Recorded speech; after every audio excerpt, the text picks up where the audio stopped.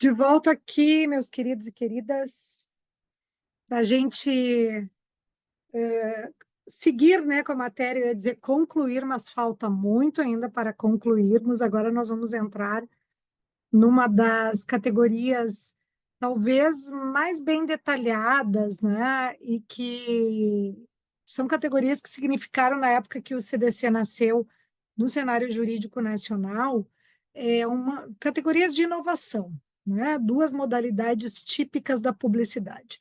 Mas antes de falar sobre isso, pessoal, nós íamos comentando sobre a oferta, né? As regras da oferta, passeamos aqui pelas regras da oferta no CDC, e depois eu trouxe a vocês um entendimento do STJ sobre a questão de não ter mais disponível o produto em estoque e esse direcionamento, né, muito bem sinalizado, de que ainda tendo como fornecedor conseguir esse produto, então ele que viabilize a entrega ao consumidor, já que é a alternativa à sua escolha que a obrigação seja cumprida, né? Salvo quando, claro, e aí o próprio fornecedor deve comprovar que não teria como buscar o produto que parou de ser fabricado, aí seria a exceção. Eu não coloquei aqui nas nossas lâminas, pessoal, mas eu quero comentar uma outra situação com vocês que considero bem interessante que seja dito, né? Porque isso não está na lei, mas parte daqueles princípios que a gente vai utilizar em matéria contratual, e que são princípios como a boa-fé objetiva, vinculados à ética nas relações, como via de mão dupla, né? Então, a boa-fé objetiva, os deveres éticos de conduta, eles são uma via de mão dupla. Ninguém pode se beneficiar da sua própria torpeza, por exemplo, né? Então, é por isso que, por exemplo, lá no contrato de seguro de saúde, quando aquele que será o segurado omite uma doença pré-existente na declaração de doença pré-existente, ele, em primeiro lugar, não está cumprindo. Então, depois, ele não vai poder exigir cobertura se ficar comprovado que ele descumpriu em primeiro lugar. Isso tem a ver também com a TUCOC, né? Que é a vedação daquele comportamento, daquela conduta, da tua conduta, que primeiro descumpre, depois quer exigir do outro, tem a ver com a exceção de contrato não cumprido, mas, acima de tudo, tem a ver com a boa-fé objetiva. E olha só, eu tenho aqui um julgado em mãos, que eu, inclusive, vou deixar disponibilizado para vocês lá no AVA, e que vai dizer o seguinte: o que eu faço numa situação na qual o valor foi ofertado, mas num valor muito abaixo do que valeria aquele produto. Não é aquele valor de desconto, porque desconto a gente pode ter ali na semana da Black Friday, por exemplo, a gente pode ter 50%, 60% de desconto, 70%, que às vezes é o limite, né? Não é muito comum, mas assim, até 50% muito comum. É diferente de eu pagar 100 vezes menos o que vale o produto, que é o que aconteceu aqui nessa decisão. Então, o consumidor entrou num site da internet e comprou relógios. Deixa eu só verificar aqui os detalhes, pessoal, para poder referir para vocês. Comprou no site da Ré 6 relógios modelo Náutica pelo valor de R$ 100. Depois relatou que a empresa cancelou a negociação, alegando que a quantia paga era inferior ao mínimo estipulado e que requereu que a Ré fosse obrigada a lhe entregar, a lhe fornecer os produtos nos moldes do que preconiza o artigo 35, inciso 1. A demandada, nesse caso, que é a empresa fornecedora, comprovou que imediatamente estornou o valor ao consumidor e que teve um erro de sistema naquela publicação, que o erro teria sido crasso. É erro crasso quando a gente tem um problema de dígito, muitas vezes, né? Ali teria que ser 1.000 e saiu 100. Então, por exemplo, alguém que recebe uma oferta de um imóvel que seria do valor de R$ 500.000 por 50.000. Todos sabemos que o imóvel não vale 50.000. Então, quando eu disse no início que o objetivo do CDC é proteger pelas expectativas criadas, e por isso as regras da oferta, eu não posso imaginar que aqui teve expectativa criada, porque todas as pessoas têm condições de saber que aquele não é o valor que vale aquele bem.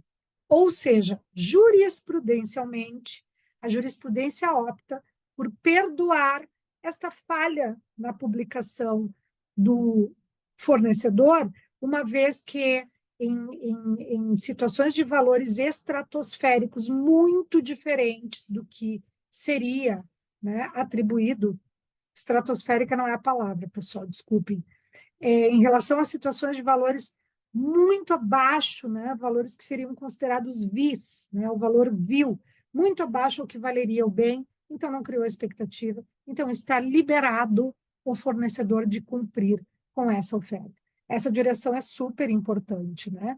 E aí fala, inclusive, o julgado, que nesse caso não se aplica o chamado princípio da vinculação, porque a oferta ela vincula, né? A proposta ela vincula, tem força vinculativa, tanto a oferta como a proposta, lá do Código Civil, conforme o artigo 427.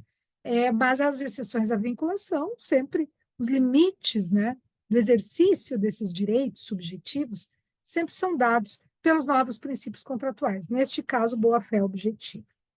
Feito, não poderia deixar de falar sobre esse tema, eu vou deixar lá o julgado disponível para vocês. Pessoal, a publicidade. Quando se fala em oferta, a publicidade vem como uma categoria autônoma, né?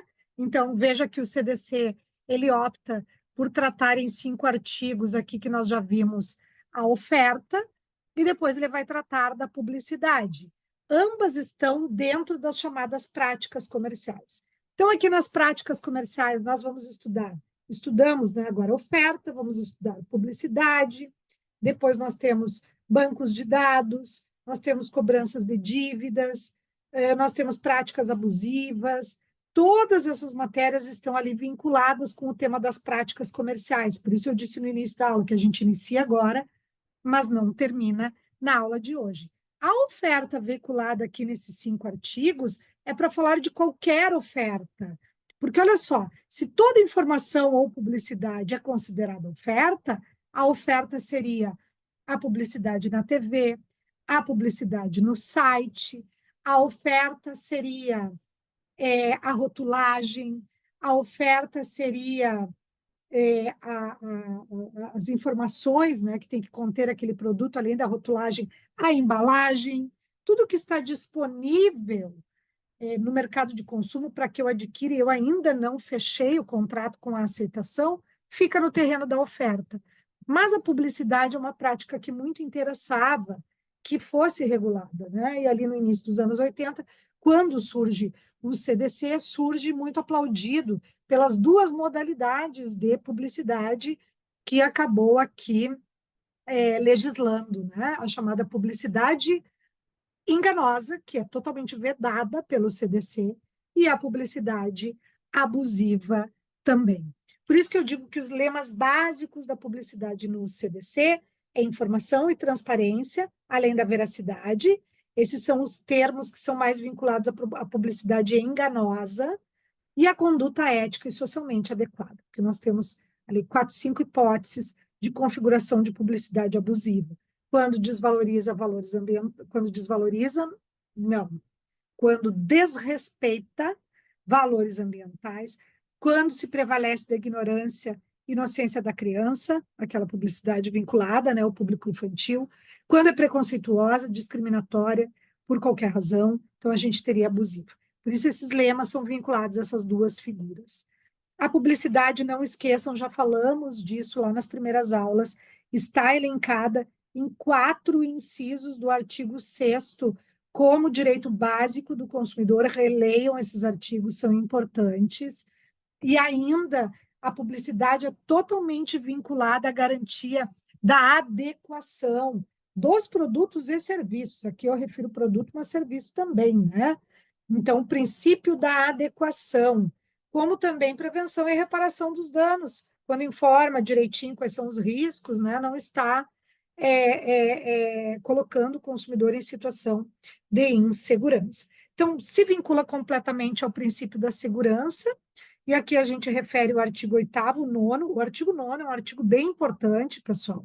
Por isso que eu coloco vide julgado lâmina 17, que a gente vai ter um julgado lá sobre isso, que fala sobre produtos perigosos. Produtos perigosos, como nós já vimos, não é que não possam ser vendidos, mas a informação tem que ser mais detalhada, mais rica, mais aprimorada.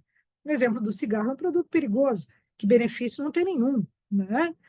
O remédio pode ser perigoso, mas tem benefício. Cigarro, não. Mas não significa que seja ilícito vender cigarros. É lícito, mas tem que informar dos riscos, aquelas propagandas, todas na, no ambiente da sedução que existiam para os cigarros antes do CDC, não existem mais, nem existe mais propaganda de cigarro, né? Porque mudou a condução social em relação a esse hábito atualmente. Depois a gente tem a figura do recall, tá, pessoal?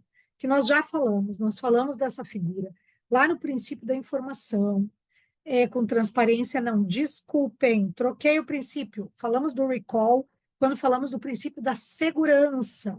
E aí tratamos do artigo 10, né, o que ele traz de importante. Mas como o recall também tem a ver com essa questão daquilo que foi ofertado no mercado e depois veio com problemas, eu optei por deixar para vocês, não tem relação direta com a nossa matéria, mas em algum momento as matérias se coadunam. Eu deixei lá no final do conteúdo, depois da gente terminar aqui o nosso conteúdo, deixei para vocês exemplos, ó, depois das questões, temos 10 questões aqui para resolução, eu deixei exemplos de avisos de risco, né? De recall, porque encontrei esse material aqui que eu já tinha elaborado há anos atrás, e entendi que aqui ficava bem para vocês verificarem como é que isso é feito, né? Vem com mensagem vinculada, depois informa o defeito, e aqui tem várias situações de recalls reais que foram realizados e que serve para vocês verificarem como é que é feito isso, né? Esse aviso de risco, tá? Sejam curiosos, depois analisem. A gente não vai passar pela figura, até porque já vimos o que era importante, mas fica ali para vocês conferirem depois da aula de hoje. Muito bem. Vamos à publicidade enganosa.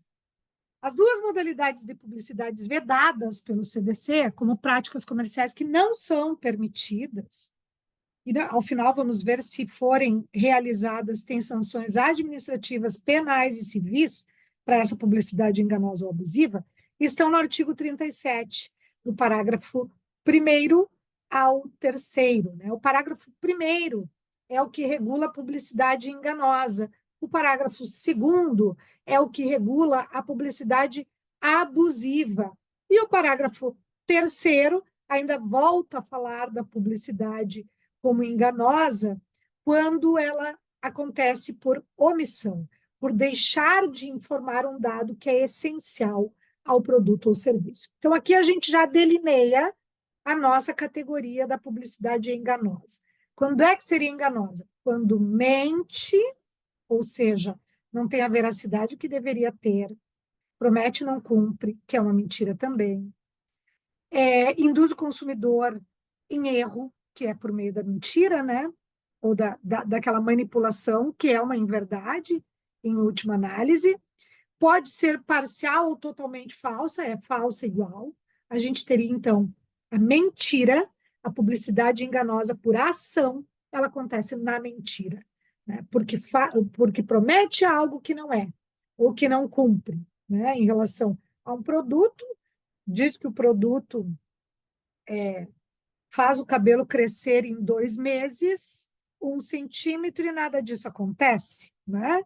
Em relação ao serviço, vamos imaginar aí a venda de um apartamento, que vincula o contrato à realização da área gourmet, da academia, tudo mobiliado, isso nunca é feito. Depois a pessoa compra o que é ofertado, né? Então ela acredita que vai ser feito. É publicidade enganosa. Quando por omissão também, tem que referir que o produto continha glúten e não refere nada. Não diz que não tem. Se disser que não tem, é a opção do parágrafo 1º. Mas, quando tem que informar e não informa, por omissão, ela também poderá ser considerada como enganosa.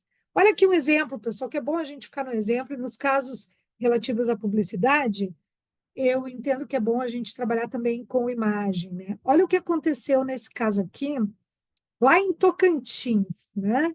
Então, entrou a famosa Black Friday, que é aquele dia maravilhoso para quem gosta de consumir, porque os produtos estão com muito desconto. E aí eu trago para vocês duas imagens. A primeira imagem era a imagem da oferta desse produto antes da Black Friday, né? E, por óbvio, essa prova foi acessada, né, para se chegar a essa conclusão aqui, e, inclusive, multar a empresa e fazer com que ela passasse por todas as sanções aí da publicidade enganosa.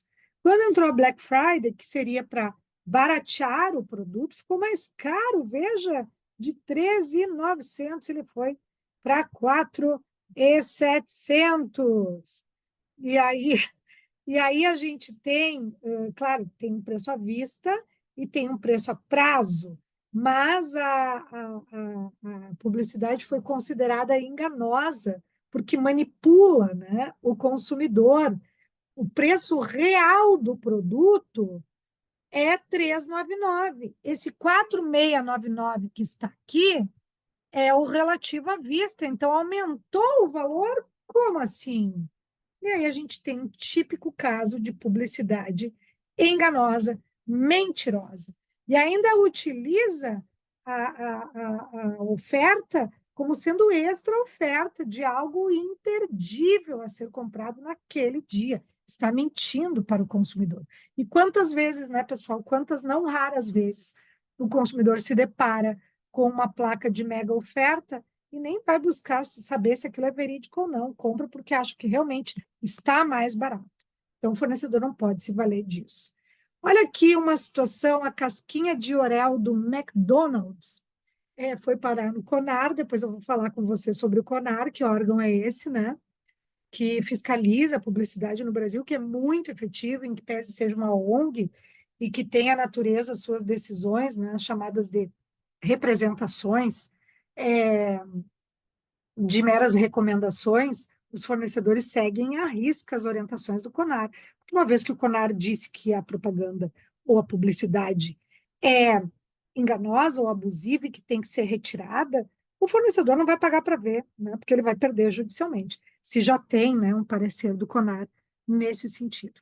Então, olha só, o anúncio dizia a respeito à casquinha de Oreo, olha o que diz aqui: chegaram casquinha, Mac e McFlurry feitos com Oreo no Mac. O Oreo é aquele chocolate que vocês devem conhecer, né, que tem essa mistura de chocolate branco, preto, cookies, e vem dizer que a casquinha é feita de Oreo. Só que se você olhar para a imagem, você vai ver que o copinho pode ser, o milkshake pode ser, mas onde está o Oreo na casquinha? Tem só uma bolacha inserida no sorvete de cima.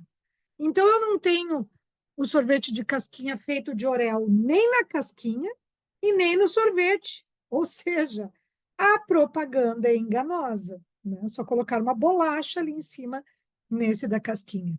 E aí, obviamente, o CONAR entrou na jogada para dizer que a propaganda era totalmente enganosa e que teria que alterar o conteúdo e retirar do ar essa propaganda com esse teor. Coloquei outros exemplos aqui, só para não deixar de falar, né?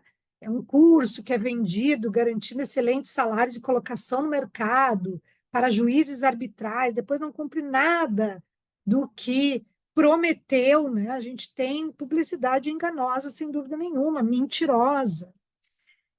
E por aí vai, né, gente? Qualquer situação que você se depare em que seja uma mentira ou que seja uma omissão de um dado essencial, será publicidade enganosa. Nós vamos ver as consequências logo a seguir. Depois nós temos a chamada publicidade abusiva, que é do parágrafo 2º do artigo 37, que diz que é abusiva, dentre outras, a publicidade discriminatória de qualquer natureza. Gordofobia, publicidade homofóbica, publicidade racista, publicidade sexista, publicidade que peca por etarismo, né, sempre de forma pejorativa. A forma que vocês entenderem aí como discriminação, num sentido mais amplo, né, a gente teria a publicidade abusiva, vamos dar exemplos depois, que incite a violência, é uma publicidade abusiva, é um valor que não pode ser aceito pela ordem jurídica, que explora o medo ou a superstição, né? Se aproveita da deficiência de julgamento, experiência da criança, desrespeita valores ambientais, ou seja capaz de induzir o consumidor a se comportar de forma prejudicial ou perigosa à sua saúde ou segurança. Vocês lembram da propaganda da bolacha Traquinas, que alguém jogava a bolachinha, que é uma bolacha destinada ao público infantil, porque tem uma carinha ali sorridente, né? É recheada de morango, de chocolate, de baunilha. E alguém atirava a bolachinha num morro, tinha um abismo, e a pessoa, tão desesperada que estava pela bolachinha, se atirava no abismo para pegar a bolacha. Então, olha só, você tem uma publicidade, às vezes não é tão fácil, né, de identificar, mas por isso que existem órgãos como o CONAR. Você tem uma publicidade que é destinada ao público infantil e que ainda a forma como é feita, ainda que não tenha tido intencionalidade, eu não preciso de intenção, né? Faz com que o consumidor se comporte de forma prejudicial à sua saúde ou segurança. Se a gente pensar nessa situação aqui, o consumidor se comportar de forma prejudicial à saúde ou segurança, na época em que existiam as propagandas de cigarro, vinculando o cigarro a hábitos chiques de viver, Carlton, um raro prazer, era uma taça de uma champanhe francesa, pérolas e caviar, como se fosse chiquérrimo, né? Fumar. A do Hollywood, acho que eu já comentei com você sobre essas propagandas. Era Hollywood um sucesso.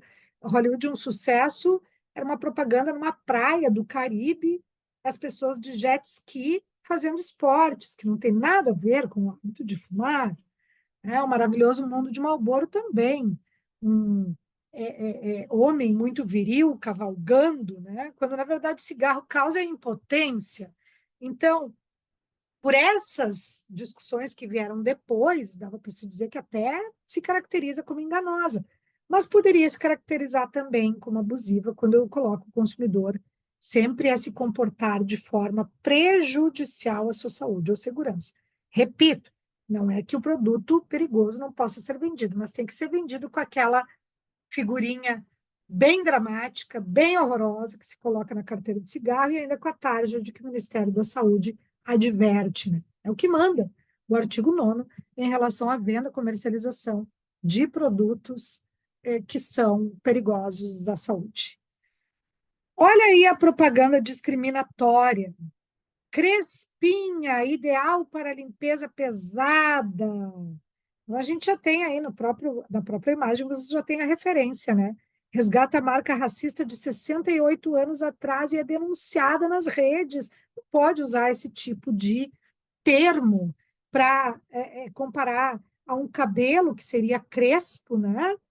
E que seria de uma pessoa negra com uma esponja de limpeza pesada. Não, não é só a publicidade que está mal feita. Esse nome não pode ser atribuído a esse produto, sob pena de caracterização da publicidade abusiva. Uma outra, nesse mesmo sentido, é a propaganda do governo do DF, do Distrito Federal, que vai associar o cabelo de homem negro a queimadas. Olha a imagem, que imagem completamente impossível de ser aceita pelo ordenamento jurídico, pela própria Constituição, né, gente?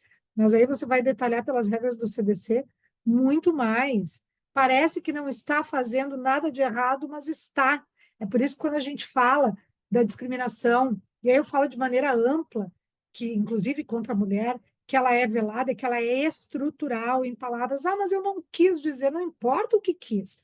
Não é para dizer. Se agride o outro, não é para dizer, não é para colocar como imagem, não é para se expressar dessa forma. Né? É o limite entre o exercício regular e o abuso de direito. Em que pese as pessoas digam muito hoje em dia que o mundo está muito chato e nada se pode dizer, tem coisas que salutarmente, ainda bem que não se pode dizer. Né? Aquilo que vai nessa linha não se pode aceitar. Agora você veja, Essa propaganda de chapinha, não, propaganda de shampoo. Eu acho que, inclusive, é do 3CM, do 3CM, da selagem capilar. Meu cabelo liso ressalta o melhor de mim. Quer dizer que, se não for liso, não tem como aparecer o melhor da pessoa. Vocês entendem que tem coisas que são muito subliminares, mas nem por isso são consideradas menos graves pela lei consumerista. E é por isso que eu dei exemplos aqui de propagandas diferentes. Olha essa aqui. A força e a inteligência do Mister Músculo. Hora do descanso. Então, quem é que faz faxina? Quem é que é destinada aos serviços do lar? É a mulher, né? Depois ali, acabada de cansada por ter tanto trabalhado em casa, não aparece um homem, por quê? Né?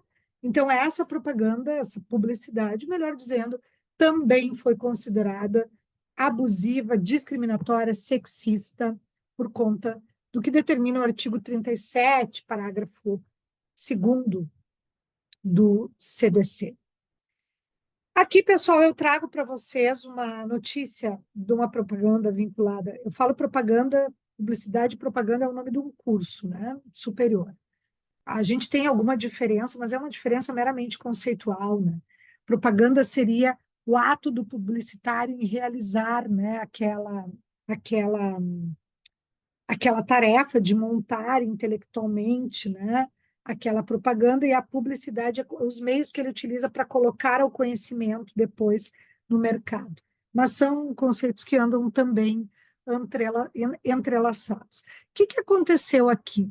As crianças entravam no aplicativo YouTube Kids e automaticamente recebiam, né, aquelas janelas, uma maneira velada que direciona a publicidade, dessa promoção que foi realizada pela Gelatina Royal, dizendo que as crianças que entrassem no site, gravassem um vídeo, né, imitando personagens aí do Bob Esponja, concorreriam lá a um determinado prêmio, né? E aí vincula ao produto. Acaba sendo uma mensagem subliminar que atinge o público infantil e que gera benefícios depois ao fornecedor. E, portanto, foi considerada abusiva, né, por se aproveitar da deficiência de julgamento da criança, nos termos em que foi colocada. Depois vocês leiam, né, e contextualizem, né, com todos os dados, que eu tentei juntar as partes mais importantes do caso para colocar aqui para vocês. Estou tentando dar um exemplo de cada coisa, né? A gente falou dos casos discriminatórios, agora a gente falou dessa situação de se aproveitar do julgamento da criança, e agora a gente fala também, que é uma outra categorização aqui, né? Da publicidade abusiva quando viola valores ambientais. Olha esse caso aqui da Monsanto, né? Monsanto, não sei se vocês sabem, é uma indústria, né, que fabrica, né, herbicidas e vem a fazer uma propaganda. Eu queria trazer para vocês o vídeo, mas eu não encontrei, então eu coloquei a mensagem a que se referia a essa propaganda e que condenou a Monsanto em R$ 500.000, né? Então o menino perguntando para o pai, pai, o que é orgulho? E o pai responde, orgulho, meu filho, é o que eu sinto quando eu olho essa lavoura, quando eu vejo a importância dessa soja transgênica para a agricultura e economia do Brasil. Orgulho é saber que a gente está protegendo o meio ambiente, usando plantio direto com menos herbicida. Orgulho é poder ajudar o país. E aí o filho diz: ah, entendi, pai, o que é orgulho. Orgulho é o que eu sinto por você. Uma mensagem que parece, à primeira vista, muito bonita, mas que, em verdade, acaba sendo atentatória ao meio ambiente, né? Porque depois fica comprovado que a Monsanto, então, é líder mundial na produção de um herbicida à base de glifosato e que isso é totalmente agressivo ao meio ambiente. Então, eu diria que aqui a gente tem, e não é difícil de achar, as duas categorizações na mesma publicidade. Aqui a gente tem publicidade enganosa, porque mente, né, diz que é bom para o meio ambiente, quando na verdade é um malefício ao meio ambiente. E também não dá para dizer que a soja transgênica ela fomenta a economia no Brasil, mas esse não seria o pior momento da publicidade. O pior momento é quando ela realmente fala que protege o meio ambiente, né? Que é uma inverdade, e também traz a desvalorização, ou melhor dizendo, o desrespeito cabal a direitos ambientais, né? A valores ambientais ao meio ambiente. Por isso também é abusiva, né? E aí a gente tem um bom exemplo disso. Informações nas bebidas alcoólicas. Deixa eu me lembrar deste caso. Ah, que teria que informar acerca dos riscos potenciais e danos à saúde que a bebida alcoólica poderia causar. E aí vocês podem se perguntar, mas onde é que está essa exigência? Na verdade, não está escrito lá no CDC que bebida alcoólica. A exigência é do artigo 9º, né, do CDC, que diz que produto perigoso tem que ser bem informado. Então, ali no número 1 desse próprio julgado, a gente já vai ter a informação, né? Que é exigível, sim, do judiciário impor determinada conduta ao fornecedor sem que esteja expressamente prevista em lei. Mas me parece que a previsão já está lá no artigo 9º, desde que afinada, com políticas públicas e tal.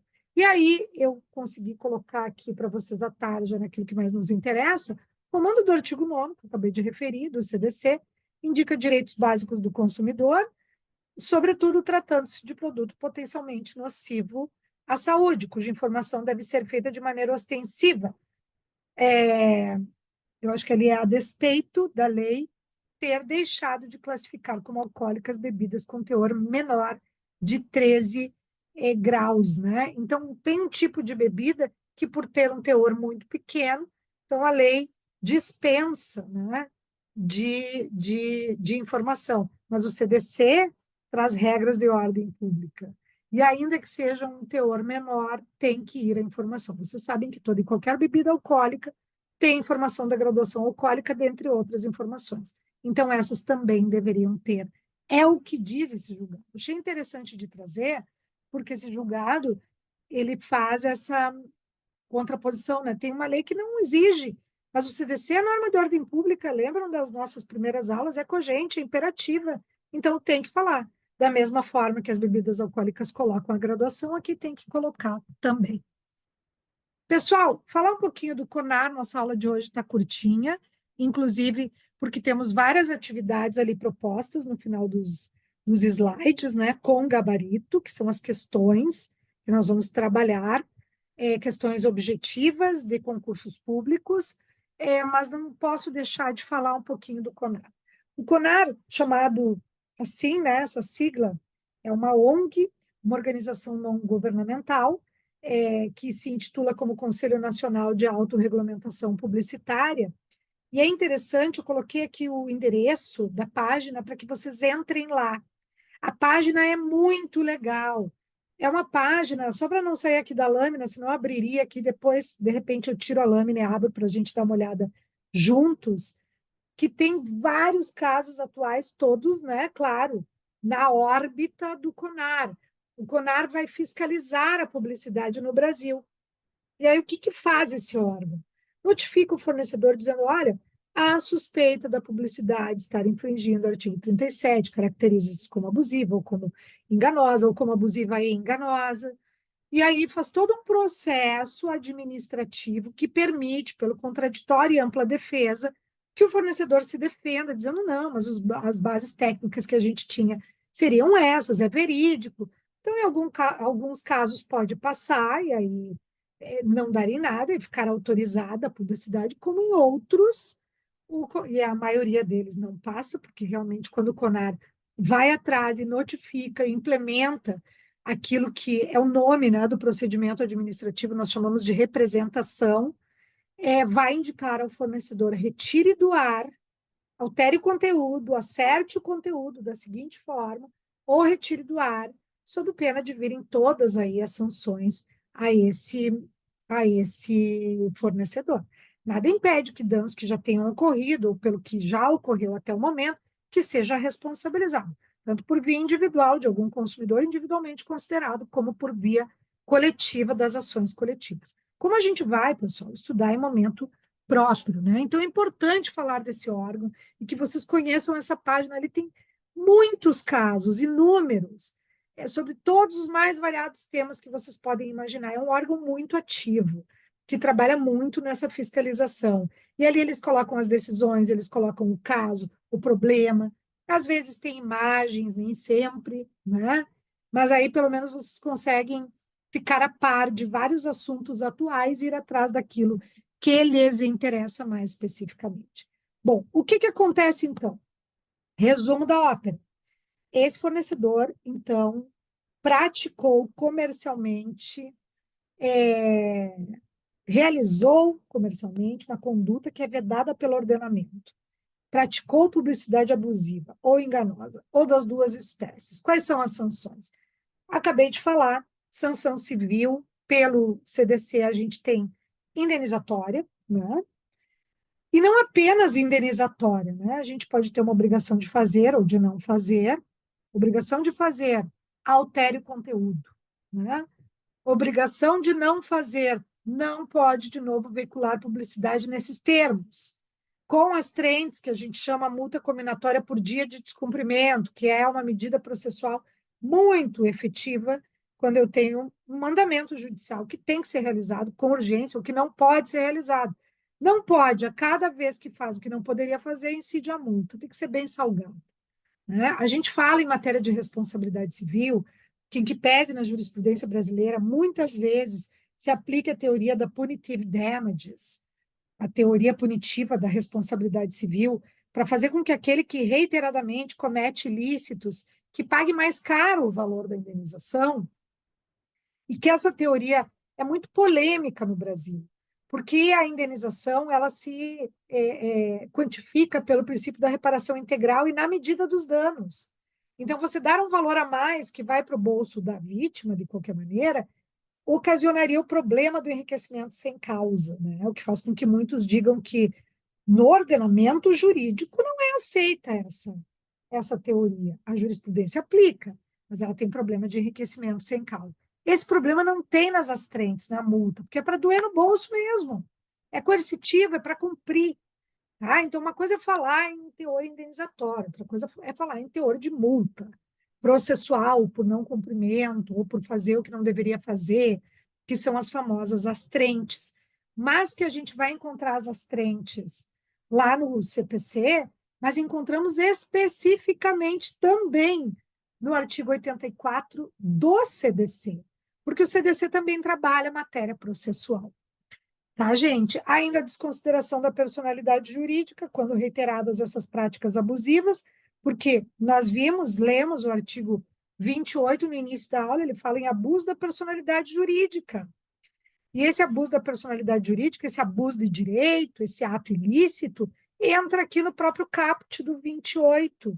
Então, serve para tudo isso aqui, na esfera civil. Na esfera administrativa, nós temos a efetivação da contrapropaganda. É o que está lá no artigo 56, inciso 12. Faz a mesma propaganda no sentido inverso.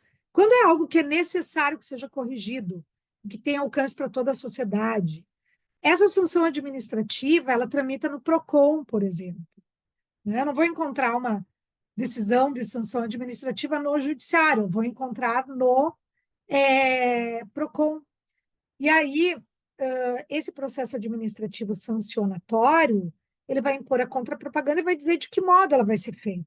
Por que via? Pela TV? Pelo rádio? Pela internet? Quantas vezes? Qual a periodicidade? Né? Então, a contrapropaganda acaba sendo bem efetiva também. E é uma sanção que não é civil, é uma sanção administrativa. Nada impede que tenha multa administrativa também, e pode ser acumulada. Essas cumulações das sanções administrativas nós vamos falar em momento próprio. Eu não coloquei a multa aqui porque a multa é uma sanção administrativa do processo administrativo sancionatório do CDC, comum a qualquer tipo de prática que não seja permitida pela lei consumerista. Mas a contrapropaganda é específica da publicidade, que é o que nós estamos falando agora. E ainda é crime de consumo, gente, ou seja, eu posso ter uma ação penal dirigida contra o dirigente da empresa, né? Porque em esfera penal eu vou ter que eleger alguém para receber essa citação e tal. E a gente tem vários artigos se preocupando, eu diria para vocês, sem medo de errar, A maioria esmagadora dos artigos do CDC, que são os tipos legais em matéria de crime de consumo, são vinculados à informação errada, insuficiente, mentirosa, omissiva. Isso tem tudo a ver com publicidade. Olha o 63. Omitir dizeres ou sinais ostensivos sobre a nocividade ou periculosidade de produtos nas embalagens, nos invólucros, recipientes ou publicidade.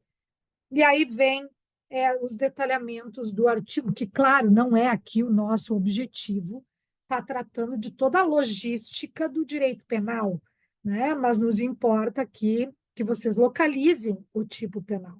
Quer dizer o seguinte, ainda eu tenho um processo penal, eu tenho processo civil, com todas aquelas possíveis tutelas ali da lâmina anterior, e eu ainda tenho um processo administrativo. Quer dizer, a forma de sancionamento é pesada para aquela publicidade que não é permitida.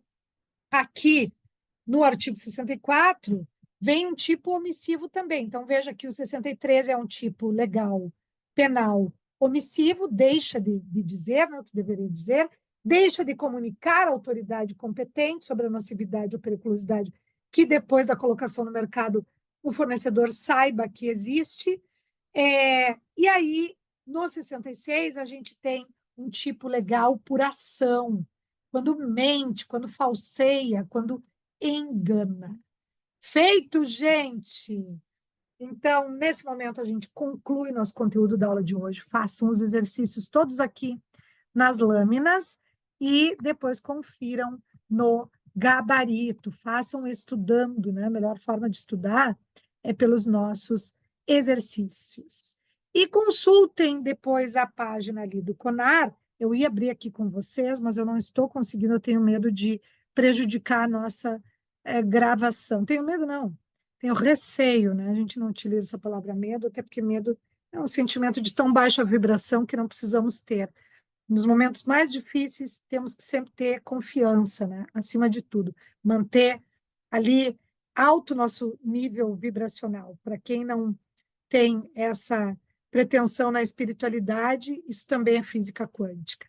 Tá bem, gente? Então, eu não vou abrir ali a página para não desconfigurar aqui a nossa gravação, mas confiram lá, coloquei até o endereço para vocês, mexam na página do CONAR, tem muito assunto interessante. Um grande beijo, vejo vocês na próxima aula. Acessem os materiais ali que estão disponíveis a vocês, tanto os escritos, né? Ali os artigos jurídicos, como também realizem os exercícios aqui ao final do nosso material. Um beijo grande e até a próxima aula.